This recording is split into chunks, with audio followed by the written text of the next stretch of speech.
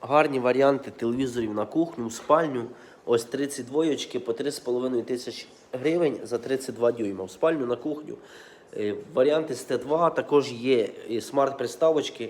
Ціна комплекта 4,5 тисячі гривень за 32 смарт. 55 по 13 тисяч гривень, 65 дюймів Samsung, LG, Sony по 18 тисяч гривень за 65. Велосипеди 1500-1800 гривень.